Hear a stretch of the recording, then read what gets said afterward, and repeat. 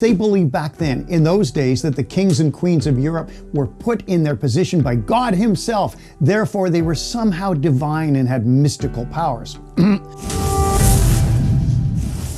I'm Mike Mandel, and today we're talking about the power of prestige in hypnosis.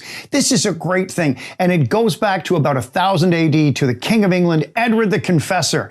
Interesting, because they believed back then, in those days, that the kings and queens of Europe were put in their position by God himself. Therefore, they were somehow divine and had mystical powers. Newsflash, they didn't. Anyway, Edward the Confessor had what was known as the royal touch. Basically, if you could get an appointment with this guy, which is about the same as getting an appointment with the Pope, not very likely, but if you could, especially if you had something called the king's illness, which was scrofula, he would touch you. He'd lay his hands on you. I, Edward the Confessor, put my hands upon your brow, this kind of thing. And you would be healed. Well, think about it. If the disease is psychogenic, if it begins in your mind, then your mind can fix it as well. And he was the first because he had this incredible prestige. But Mesmer had it too.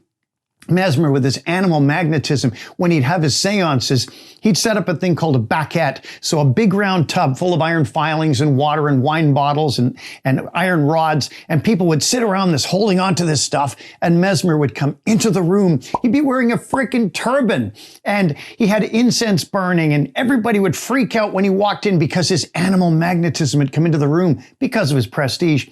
They'd all convulse and do the funky chicken and their arms going. People would say, oh, he's okay. It's waving. He doesn't need any help. And meanwhile, Mesmer would just be walking around touching people, touching these bottles. And guess what happened? People got well again because he had so much prestige. Well, it gets better because prestige will work for you too as a hypnotist. You don't want to go too crazy with it, obviously, but if you have a certificate on your wall that says that you're a trained hypnotist or hypnotherapist, people see that when they come into your office and people are going to go, this person has prestige. He or she must be an amazing hypnotist. Now, be careful how you present yourself. Saying you're a trained hypnotist is better than saying, I've been reading about hypnosis. And saying, I've been reading about hypnosis and studying it is better than saying, oh, I watched a hypnosis video.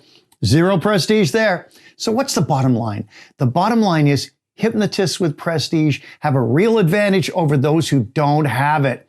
You can build prestige by adding trappings to whatever you're doing. You know, you could wear a Dracula cape or have a magical swinging watch or have glaring eyes or giant spirals in your room. Just don't go too far with it, though. You know, the hand gestures alone can make you look like some kind of idiotic hypnotic kung fu fighter.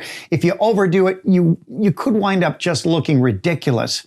But the best way to get prestige is to get some serious hypnosis training. Excellent training will give you the confidence and the demeanor, and you will express yourself with prestige, and your hypnosis skills will soar. So if you enjoyed this video, don't forget to subscribe and ding that bell, and we can tell you when we got a new one up here for you.